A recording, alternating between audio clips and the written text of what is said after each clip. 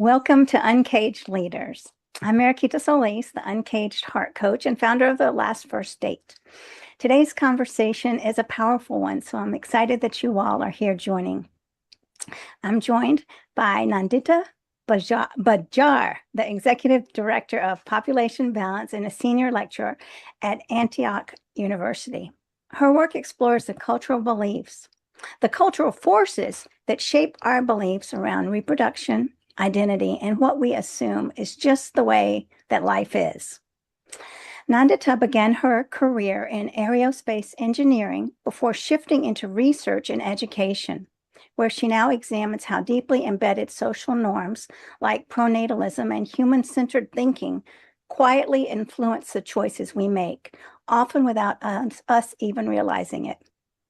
What's especially meaningful about her work is how it challenges us to look at the assumptions we've inherited, not just about having children, but about freedom, identity, and what it really means to choose consciously. So today we're expanding that conversation to include men, looking at how cultural expectations shape emotional expression, relationships, and the roles men are taught to embody. Nandita, I'm really glad that you're here today to join me. I've really learned a lot from watching your videos and hearing your voice and the courage that you've stepped into to make a change in society. So thank you for joining us. Mariquita, thank you so much for having me and for the care that you've put into this interview, for looking at my work. It means a lot. Well, it's a wonderful co-creation, and we want to invite everyone into this co-creation of speaking up for ourselves and for those that all individuals on this planet. So we're just going to keep moving forward.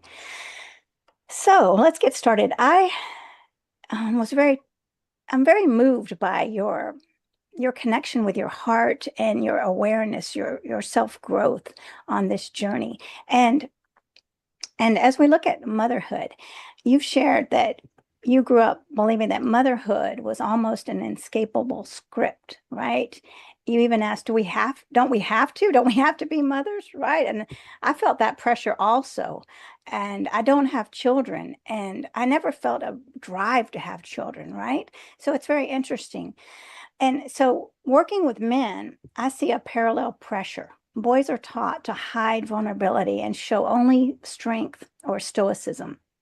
So, from your perspective, how does society plant these roles so early that we just accept that this is the way it's going to be?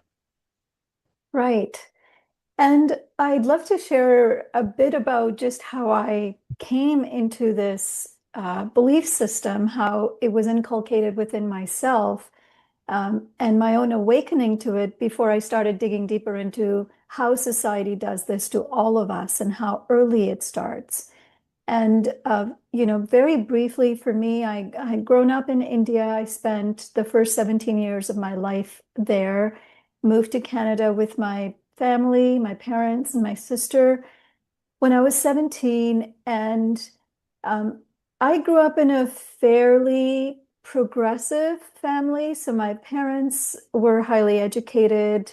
We were allowed to pursue any vocation that we wanted. Um, and education was very heavily emphasized. And yet, the broader culture within which I had grown up was very traditional in terms of these gendered roles of what's expected of men and women, and marriage, parenthood, etc., were all kind of part of the script that we are all taught. Whether it's a patriarchal culture like India or, let's say, a less patriarchal culture like Canada, those pressures were very much present. And for me, it wasn't until my late 20s when I met my partner, now husband, Mike, who's Canadian white. And we were both discussing, kind of potential pathway for our relationship because things were getting serious. And early on in the relationship, we were talking about larger questions about our belief systems, our values, We were both interested in environmentalism, in minimalism. And of course, the question about kids came up, which, um, it was unsuspecting for me. And so Mike asked me what were my thoughts around having or not having kids. And to that, I responded, like, what do you mean? Don't we have to have kids? Like, what kind of a question is that?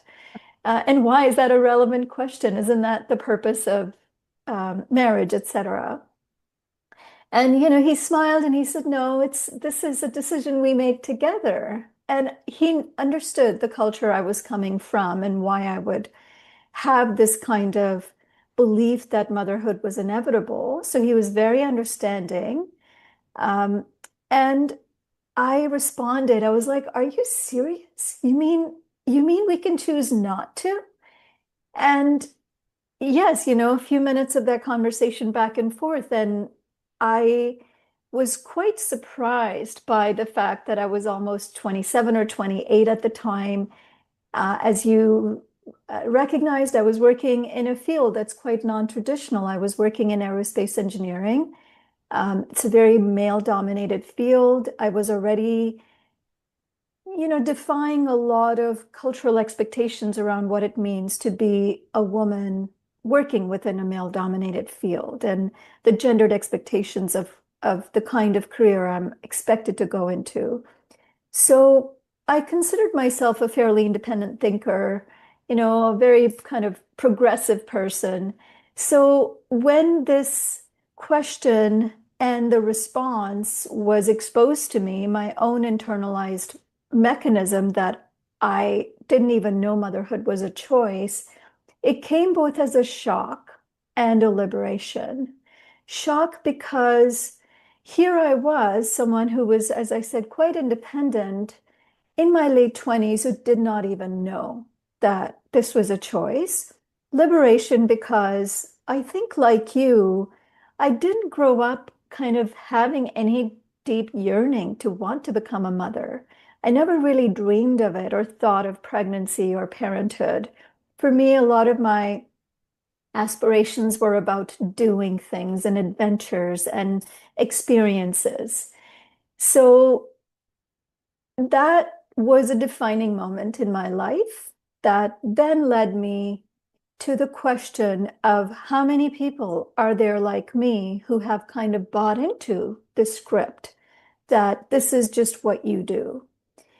And even though our decision took 30 seconds to make, and we've never looked back at the decision, that was over 15 years ago, that question led me into a larger inquiry about, well, what other things do we expect as inevitable in our lives? And how does gender and the construct of these binary definitions of gender force us into pathways that are very limited? And that may not be authentic to ourselves, to our interests, to our passions. And so that is how I came to this topic of pronatalism, the pressure to have children. But as I started digging deeper, I recognized that pronatalism was just a key feature of patriarchy, which is the larger underlying foundational uh, construct, cultural construct, that there are two definitions and two roles in which men and women get divided. And there are certain behaviors and emotions and expectations applied to each of them based on our biology. So your question about how do these things come to be from such a young age in society for young boys and young girls, um, it has its historical basis. And very briefly, there are a number of anthropologists and feminists and scientists who have uncovered this. So I will let the listeners review that work more carefully. Gerda Lerner, The Creation of Patriarchy, Angela Saini, Patriarchs, How Men Came to Rule, and a number of other anthropologists who've looked at these domination hierarchies that started about 5 to 7,000 years ago. And the really short version of that is for most of human history, for over 95% of human history, we have existed as largely egalitarian cooperative societies where the differences between men and women in the kind of work they did, in the kind of lives they led, and the kind of food they ate was largely absent in terms of the differences between these. We were doing more or less the same kind of work, both physical and care work. And so it was with the start of empires and nation states about 5 or so thousand years ago that this focus on population became a really key feature where you needed people in order to strengthen the state. You needed slave labor, you needed military to protect the state, you needed more people to outnumber competing states. And so this heavy focus on population created this very forced gender division of labor between men and women, where women became relegated largely into their reproductive roles and were forced to produce as many children as possible. And men were forced to become strong and protectors of the state by participating in soldiering and the military. And so you had to create a lot of propaganda around these divisions because they are not natural to who we are.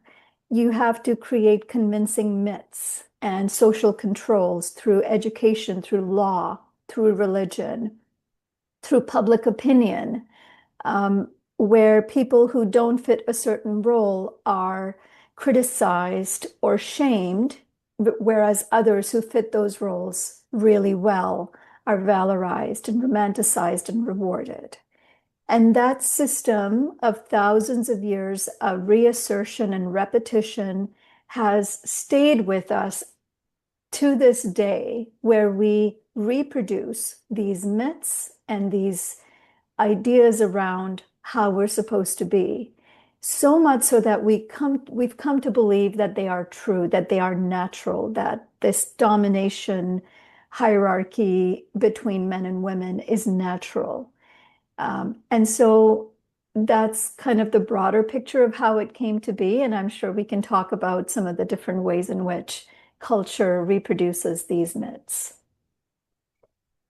Yes, and it's interesting because we are believing the myths and we don't see how they trap us into feeling not enough, right? This feeling that we don't have enough children. I mean, as men, you better keep that line going because if not, you're a failure. I always used to think about the poor men that didn't have a son. You need a son to carry the name. And that would be a tremendous weight. So then you would have to, I mean, just like women, I have to find a husband, right? Or my value is diminished. And the men have to carry on the name and they better have a son. So, I mean, it's this pressure to come together. And if we come together without really knowing each other, things fall apart and then we move on to the next. And there's no awareness. We're just taught, we're trapped in this unawareness that we're being controlled by society in these boxes, and it's at everyone's detriment. It's not just the women or just the men. We're all these little pawns in the system. Yes, truly. Yeah. Oh, yes. So it's great that we're having this conversation.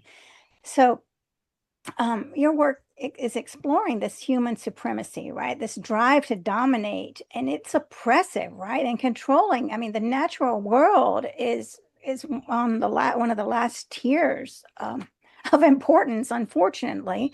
So in my work, I see that many men are taught to suppress their emotions in order to fit that role, and that's what we were talking about earlier. Do you see a connection between emotional suppression and this broader cultural drive towards control? Definitely. And I think to your point, certain behaviors are rewarded. and others are punished. And I think this notion of masculinity, which is a construct of culture, that um, men tend toward masculinity, women tend toward femininity. What we know to be true is that there is one set of human expressions, emotions, and behaviors that we all have access to. And that if we were truly to express and exercise our behaviors and emotions across that spectrum, we would be truly much more authentic to ourselves and to one another and to the natural world. But rather, we've created this really binary construct of domination, exploitation, control falls under masculinity, care work, submissiveness, kindness, nurture, that falls under femininity. And as you said, we are robbing, both sexes, men and women, of this full spectrum of emotions and expressions that are available to us. And the question that you asked, is there a relationship between domination over nature and others and suppression of emotions? Absolutely, there is. Um, First of all, I think the domination over nature and non-human animals is believed to have been the first form of domination that came about, which then allowed for other domination hierarchies within humans to emerge, where if you wanted to degrade someone, you would compare them to an animal, right? You would animalize them, and that would then allow you to do all sorts of things to them that we have unquestionably doing to animals. And so that would then really reduce your rank in this unnatural power hierarchy that we've created. And I think this spectrum of emotions that are available to us, empathy and love, are something that have known to be essential components of human thriving and surviving for most of our human history. As evidence has shown, for most of our human history, we lived as egalitarian, cooperative beings. And even though this urge to dominate, we are biologically predisposed to it, you know, uh, because of our connection to chimpanzees and other primates, we do have that drive to want to do it. But for most of human history, the collective groups, through this concept of reverse domination hierarchy, kept these kind of would-be dominators in check through ridicule, through kind of collective pushing down, through even exile or even execution, where people were not allowed to rise up and start dominating over others. So these kind of negative tendencies of domination have for much of history kept in check. But really, over the last 5 to 7,000 years, through a lot of these different propagandist myths, we have allowed a small number of these traits to become the dominant traits within culture. And as you've said, it's come really at the cost of so much of our own humanity, where men who have had to suppress, who have learned to suppress from a young age, their emotions, their empathy, their love, their kindness, have done that at a huge cost to themselves, because they then become limited to this very toxic role that they have to play of competition and domination, um, that actually alienates them from deeper connections with other men, with other women, with animals. And the only emotions they are allowed to express are anger or dominance for the most part. Where being vulnerable, being kind, being empathetic, which as young boys and young girls we all have access to, they get channeled away, for boys, and more so channeled toward for girls, creates this really um, uneven field where we are expressing, from a very limited set of roles that are also opposing one another. Yes, and there's no winning. It's always a struggle. You'll never get you'll never get there. The system is set up for everyone to fail and to never feel like you're enough and never strong enough, because if you're a man and you show tenderness or you cry, then immediately, let's just say you're a celebrity or someone well known, then that's going to be broadcast to the whole world. Look at him crying, right? And immediately apologies come, right? And even with women, strong women, and not necessarily strong in the per se in masculine types, but even softer women are apologizing for crying. And it's what's programmed into us. If we cry, we have to immediately say, I'm sorry. Like, and the Yeah. shame of it, right? And so we're all kept captive from letting these emotions out, and they're poisoning us. This is part of humanity. This is part of who we are. And empathy is looked at something that is shameful. We should be stronger than that. And we reward people when others have passed away in their family. Oh, they're so strong. And what they Yes. mean by that is they're not crying. Is that strength? Right? And so it's this system that is oppressive to ourselves, our own being, and to the world, the planet, because as in when I was speaking with John Sambamatsu and he was talking about empathy, empathy gives us the capacity to reason. It's not just there for being, I mean, described as something soft. It's an awareness of something is not okay. So when we shut down Yes. these emotions, we are shutting down of half of our logical self. I mean, we don't have the guiding points that would help us to make better decisions. So yes, it's very triggering for me to think about that. Think about how little children have been shut down, and to see them and to have worked with little children in my past experiences and to see they're putting on that armor and speaking with you today, the consequences of it. So yeah, so getting back to pronatalism, right? And that's a force that challenges women into motherhood. And I felt that as a young woman, like something's wrong with me because I don't feel that. I mean, when there's a baby, I don't want to go over and immediately hold that baby. What's wrong with me? So so in sustaining that system, right? These ideas, how, I mean, do we also rely on a specific version of masculinity? Men who suppress their needs, carry pressure silently, and stay focused on providing. And how does this dynamic affect men's emotional lives? Yes. And I'd like to connect the question you're bringing up to what you just said about how it starts so young in children, and what we reward in children who learn to suppress these emotions early on. We've looked at so many different studies. We've interviewed a lot of people for our podcast, around empathy, the concept of empathy, and how most young children, it's quite natural for them to be quite empathetic toward other beings.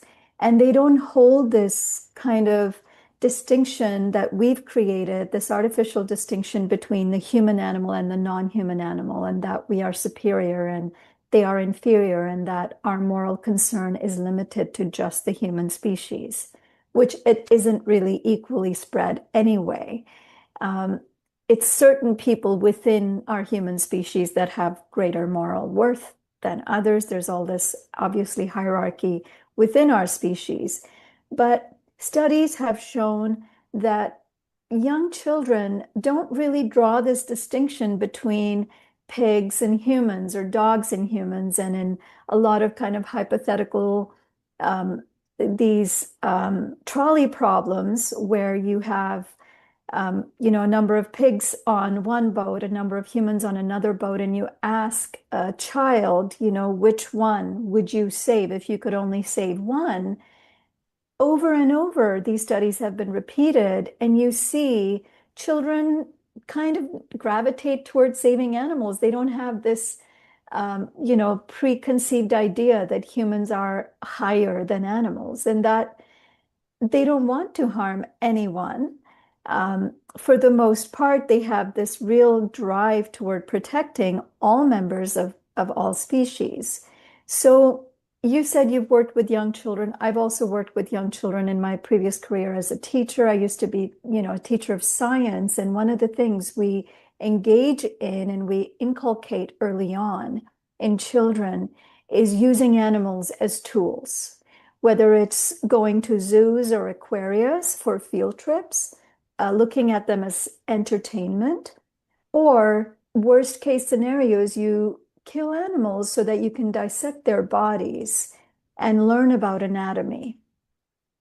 And I remember even myself, I was not an animal rights advocate at the time. And even myself, I just felt so uncomfortable with the idea of dissecting frogs.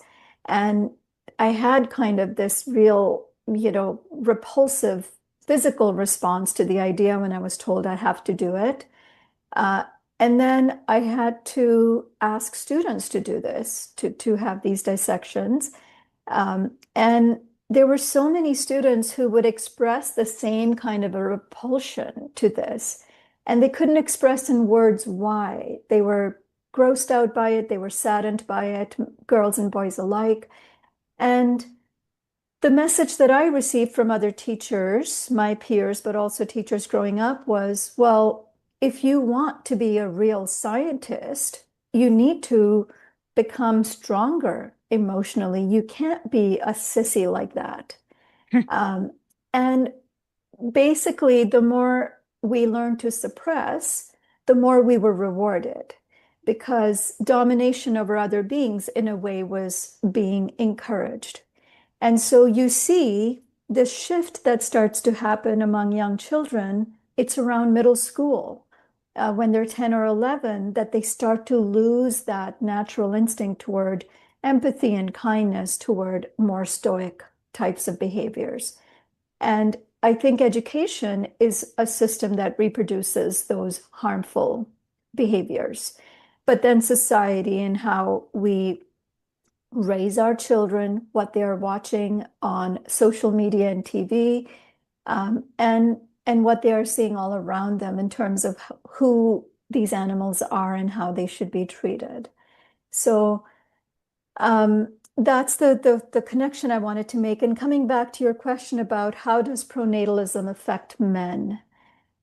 In my work, of course, I look at these pressures to have children, to have large families, impacts, people across the spectrum, but especially men. I think they feel this real deep pressure to show that they are real men, and leaving a genealogical legacy is a sign that they've kind of proved themselves. There has been obsession for thousands of years with strong men having large families or having kids with lots of women, and leaving a large quote unquote legacy. Whether or not they're involved in those children's lives is not even a question that comes up. It's just about growing your legacy. And there are so many men that I interview on my podcast, Beyond Pronatalism, where they choose to limit the size of their families. Let's say, one of my colleagues in Uganda, they had 2 children. The expectation in the family was that they have 7. And because they both decided consciously to stop at 2, he has largely been excommunicated from his family. The parents have threatened to not leave anything in the will for him because he's such a failure. But that, that's just one example, but there are so many examples, men who want to go and get a vasectomy and the paternalism that they experience from doctors who say, no, you don't have any kids, come back when you found a partner and had a number of kids, then you can get a vasectomy. Um, or the I think the question of suspicion, like men who don't have kids, like what is wrong with them? Are they unable to have children, which is yet a random and kind of horrible assumption to make, but also it's an assumption that's laden with its own set of um, expectations that it is bad to not be able to have kids, therefore they are shamed. Um, and the pressure I think that men feel to fit that narrative, even if they don't want to have children or more children, um, to then be the provider for the family. There are people that I've interviewed who were able to choose to not have children, who are able to work in fields that don't pay a lot of money, but are deeply fulfilling to them. And the only reason they can do that is because they don't have to think of themselves in this provider role where they are expected to take any job or number of jobs to then provide for their family, no matter how soul crushing those jobs may be. So there are so many, many, many examples of how this harms men in general, but I'll stop there for now. Yeah, it just reminds me of so many things that I've been warned. Being single, people have warned me, oh, well, men at your age are just looking for someone to caretake. And I think, my gosh, isn't that what we are supposed to do? Take care of each other, right? So, yes, I want to, caretaking is part of humanity. Why are we putting that down? I mean, what is going on in our society where we see caretaking as something to avoid doing? And caretaking comes with love, right? And hearing the story about your friend being shunned by his family for stepping into his conscious decision about what his needs in his life. I mean, that's heartbreaking. It's wonderful that he has the courage to do that and to make a shift and stand up for himself. But most people don't do that. I mean, many people don't do it. And that's why we have these divided families and where people are stressed with money problems because they're being forced into these situations of having children. I remember one of my friends telling me, and when I said, I don't have, first of all, I don't have a partner, and working with children, I saw how important it was for those little boys to have a father figure or a father, right? So that's why I didn't have a child, because I wanted to be able to have a secure stable home. And my friends were like, well, it'll just have the child, it'll all work out, right? Because that's what society wants. Yeah. And the pressure to do it. And I don't know. I just, it's hard to wrap my head around. So this is a very conscious decision, and everything you're speaking about is coming from self-awareness and how is this hurting our society and in the individuals in it. So yeah, I'm celebrating all of your work and your research with working with kids and that awareness in the say biology laboratory. Unfortunately, as I was taking biology, we all laughed, ha ha ha, and people were throwing around the animals. I mean, that's the point that we had gotten to, and I was probably in ninth grade or 10th grade, and I just went along and laughed about it too, because I was so calloused by this being that was alive. I mean, a being that was not alive, didn't get the chance to be alive, but to laugh and to just treat that and as an object to play around with, it's repulsive right now. And that is how much my empathy was suppressed, and I went along with that because that was happening in my class. I didn't want to be the one that wasn't is going to say no, this isn't okay. So yes, this is what this is the erosion of empathy and how it affects us all. So, As did yes, I, as did I, Mariquita. For so many years, I took all these students to these field trips. I loved going to the zoo and the aquarium and, seeing these animals for a couple of minutes of entertainment while they spent their entire life in the most unnatural captive situations. Um, it, I mean, I didn't wake up to that until my late 30s. And once you wake up, you cannot turn that off because you realize, just like you did, it it takes a lot to suppress these things. And once you become habituated, it becomes natural. No one around you is questioning it, therefore you just keep doing it. But the moment you wake up to it, it becomes impossible. It's like an unraveling that happens, but in the opposite direction of the unraveling of the horrible, toxic, uh, expectations that we've been raised with. That's what starts to unravel. And right. yes.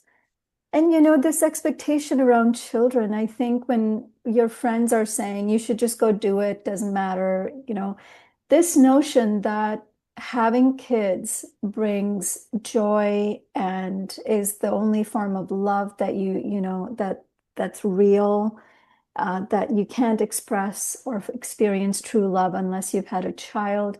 That may be true for some people, but it's definitely not true for everyone. And it's one of those tropes that had to be created within a patriarchal framework to convince people that this was what they wanted to do. Um, the I call pronatalism patriarchy's most successful project because we've all bought into these tropes. Our friends are telling us these things without asking us, what is it that truly brings us joy? Have they asked you, are you happy? Are you living a deep, fulfilling life now? Rather than saying, well, you should have a kid because, society tells us that it's supposed to bring us meaning. But we don't hear stories of parents who regret having children whose lives have been upended by having either unplanned, unexpected children. We don't hear stories of relationships that are breaking up because of the presence of children in the families. We only hear stories of the happy moments because that's how you sell propaganda. We don't hear stories of millions of children who are getting married and forced into child marriages in order to reproduce and keep the system alive. We don't hear stories of women who want to avoid a pregnancy but can't do it because, their husbands might beat them up, or their mothers-in-law might kick them out of the house, or the neighbors might shame them. There are so many stories we don't hear. We don't hear stories of people who are single and thriving, who are child-free and thriving. We only hear stories of the other side. And my work in exposing pronatalism is to show the whole spectrum of realities, both the joyful realities of having kids when it's a conscious decision, and the joyful realities of making a conscious decision to remain single and to remain child-free, and everything that happens in between, both the joyful and harmful. Yeah, consciousness is very important here, and the awareness. Once you see that we're all part of this system, then you can never close your eyes to that. I mean, the pigs on the dissecting, on the dissection table, and us in our own cages, right? And once you become aware of that, then you can start breaking out of these cages. So, yeah, and you were in a very male-dominated background, right, in the aerospace engineering, right? And so understanding how systems are designed to produce specific outcomes was, I mean, your specialty, right? So if you look at cultural conditioning in that way, What do you think is the larger social or economic outcome of shaping women towards motherhood and men towards emotional restraint? Yes, so I think the outcomes here are something you touched on. One of the outcomes is um, the division of care versus productivity. You know, who's the productive member in the family? Traditionally, men were the one doing a lot of the productive work. Women were doing a lot of the unrecognized productive care work.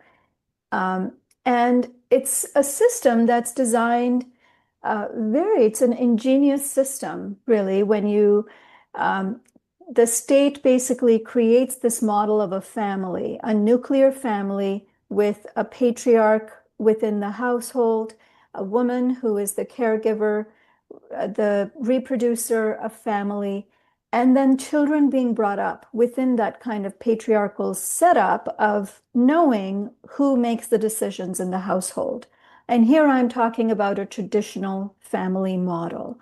There are a lot of egalitarian family models that have emerged, including people who are not part of families in the traditional sense at all, who are living by themselves, people who are living with a kin group of friends or family members or animals. So here I'm talking about what was very strategically created a family unit where this kind of domination hierarchy was reproduced. It's a really intelligent model because the state didn't have to do anything. The reproduction was happening inside of the household. Children were growing up learning who the father of the house is, who the patriarch is, how women are treated. Women are caregivers. Women take care of the father, the children, the in-laws, the elderly. And and then, as you see some of the more kind of women's liberation, even just within the century, happen, or last century, you you see not a shift really in the traditional family model. You see an added role that women now take on. Women get sent this message that you can do it all. You can be a feminist, you can have equal standing with men in the workplace, but the care work and the work of reproducing never got taken off the table.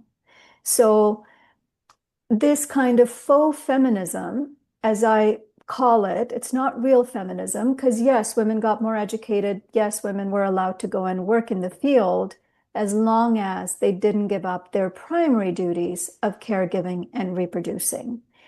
And so the burden primarily fell then on them to continue to do this care work. And they're collapsing under this double duty of trying to be equal partners, trying to suppress their emotions in order to fit within a male-dominated workforce. The workforce primarily is a patriarchal workforce that values productivity over care. Um, and so feminism pushed women to become more like men rather than inviting men to get involved more in care work. And, and I think in both cases, both are being robbed of the opportunity to be fully themselves. I think there are so many men who wish to be involved, though if they are fathers or if they are caregivers in the family to other members of the family, they want to be involved in caregiving work. As you're saying, it's a very natural part of being human or being a number of other species. Care is a very natural part. So when they are ridiculed by their peers for taking parental leave to stay at home with their child or to participate in equal shared domestic work, and being called names that you're not man enough. Why are you doing care work? Um, it's a form of shaming them. out of what they also desire to engage in. So I'll give you one example of something that I think is working really well. Because there are so many checks and balances in society that keeps reproducing these binary, harmful, gendered norms, I feel like policy can play a big role in challenging these norms. And there are a number of countries, I think Sweden, Finland, Iceland, Norway, that have instituted these uh, policies, that parental leave policies for men in heterosexual marriages, where it's a take it or leave, lose it parental leave policy. Often, what happens in a male-female relationship where there are children involved is where you have parental leave. The father would often just give his to the mother so the mother can have a longer time with the child.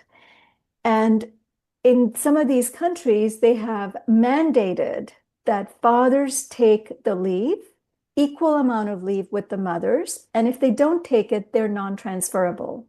They lose it. So it has forced men to take the leave and be equal partners in the caregiving role of bringing up children. And it has further allowed women to remain equally involved in the workforce, so they don't become relegated just to caregiving at home. And so by policy forcing this on you, you've seen kind of this shift where it's become more normal for men to take these leaves because they don't have a choice. Otherwise, they lose the leave. Um, and it's just a small example of how we can challenge some of these structural cultural norms to bring men into more of these caregiving roles that I think many of them want to be involved in. Yeah, I love that. And it allows them to step into something where they might not have been able to say, I want to be a part of it because of the shaming. So, yes. And I'm going to explore looking into that more. I have some friends in Finland and I'm going to ask them about that. So, thanks for sharing that. Yeah. When when you found out that you had a choice with motherhood, and and then how shocking and liberating this was, right? For you. A lot of men have the same experience when they realize they don't have to shut down their emotions, that they have a choice as well. And why do you think it takes so long for people to recognize that these choices even exist?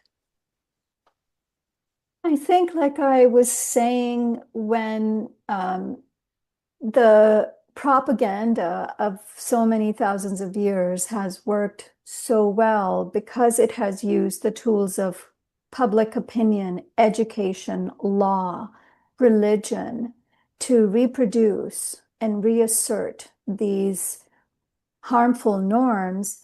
uh, it becomes harder and harder to question them because you're seeing them repeated everywhere. You're seeing stories in media and Hollywood and social media of um, kind of these toxic expressions of manhood, manliness, and these toxic expressions of femininity.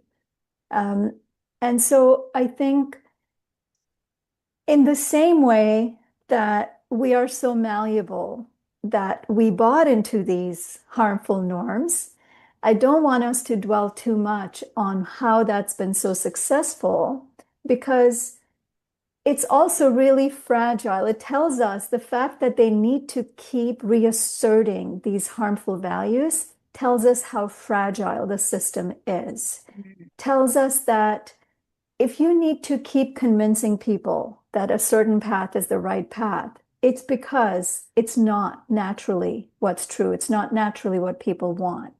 It means it takes a lot of kind of propaganda and myth making to make someone believe in their own oppression and bind to their own oppression. So I think part of the reason it remains so active is because it's repeated not just by other men, it's also women kind of reproducing these patriarchal norms, and selling each other these really harmful values.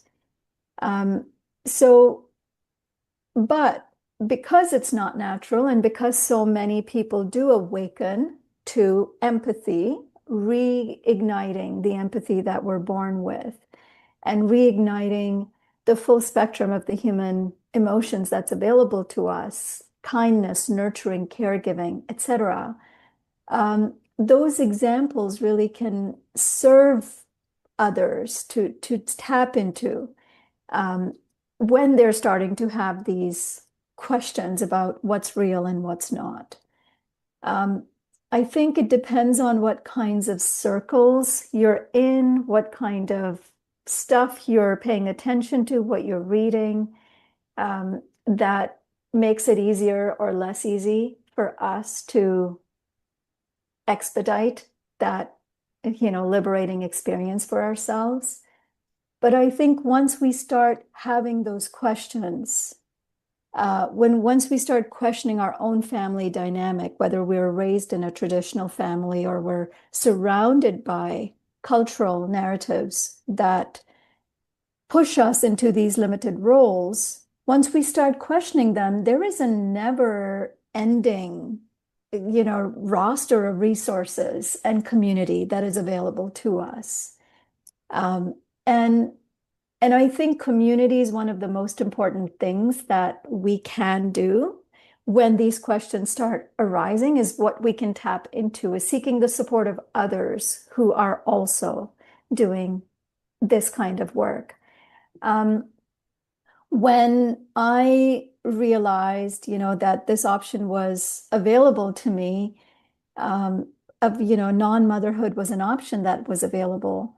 My response was like, I wanted to find other people. I wanted to know that I was not abnormal for not wanting to become a mother. Because for the longest time, I just kept thinking, is there something wrong with me?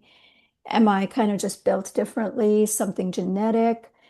And when I started searching, there's this whole community of people called child-free people or people who are single at heart. There's a whole community of people. And then you start reading their stories, and then you start seeing yourself in those stories. In the same way, there are so many groups that are working on engaging men in more liberating types of behaviors, disengaging from these toxic behaviors. There's a group called Men Engage Alliance that is, I think, an international group that is working on really helping disentangle and dismantle these harmful ideologies of manliness and engaging men, in these conversations and being vulnerable and sharing how it is that they feel limited in these roles. I think it is a way to go toward that freedom and choice. Yes, and that was what I was going to ask you. I was going to ask you, what do you suggest? And so community and reaching and having that support is essential, because when we're going up against these narratives, we have to have others that have been on the path before us and were able to break through and able to stand strong in their convictions.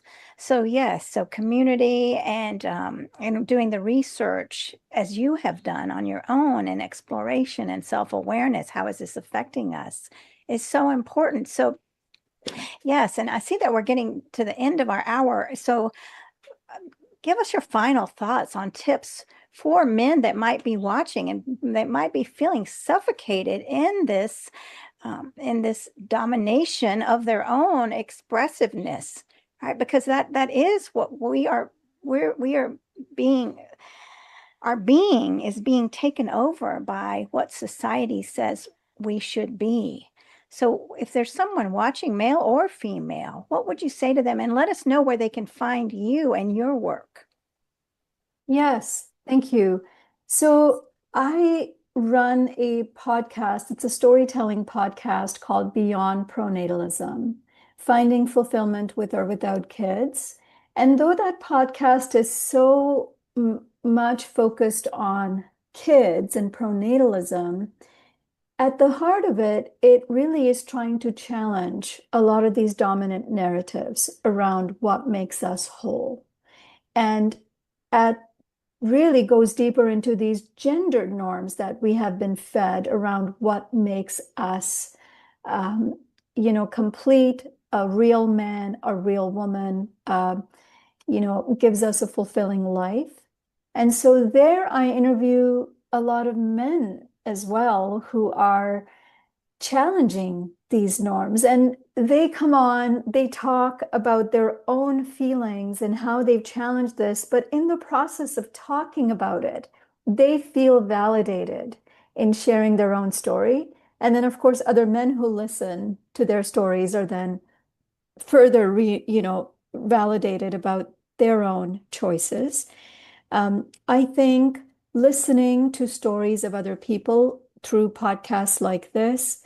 The other podcast that I co-host with my colleague Alan Ware is a research-based podcast, but there we spend a lot of time actually unpacking patriarchy and looking at the research behind how patriarchy kind of came to become the dominant model of today when it is not a natural thing at all. So I think those two are great resources to start with, is understanding that this is not natural and then finding ways to connect emotionally with this material and finding others who affirm the questions that you are having about these harmful, toxic ideologies is a way to go. Um, I think, when we start looking, the examples are unlimited. And you have to see the voices that are the loudest in society are the ones that want to keep us limited in our roles and not questioning these dominant norms because they help keep this system of productivity, of extractivism, of our own oppression alive, because it's not great for this kind of industrial machine to have us be liberated, because once we're liberated, we fight for our own equality, we fight for rights, we fight for sustainability. And it harms the system to have us be liberated, because when we are oppressed and working three jobs, we don't have time to engage in political life. We are barely trying to survive. So I think understanding that it's in the system's interest to keep these liberating narratives hidden, and that it is up to us to go and find them and to become part of the large body of people who are uh, getting to the other side of this is a really important piece. How we do it, I think it's up to each of us. There are so many avenues that are available, books, podcasts, social media, is horrible that as it is. But I think meeting in community, in real time with people in your own community is one of the best ways to help unearth these harmful belief systems. I think so too. And just get started. Just start slowly. You don't have to do everything in one day, and get the support you need if you're watching this. And definitely check out Nandita's podcasts and do what it takes to break free of this oppression. We all deserve a peaceful life. So thank you so much for coming on and sharing your wisdom and your heart with us today and having the courage to speak up for all humanity. I really feel touched by this, and this is really going to be, let's see what else it unearths throughout the day and week, this conversation. So let us know, y'all, what you thought about this conversation. And thank you again, Nandita, for this. I really appreciate it. Thank you so much, Mariquita. You asked such great questions and your insights were wonderful. Really appreciated being with you. Thank you. And thanks everyone for watching. Bye-bye, y'all.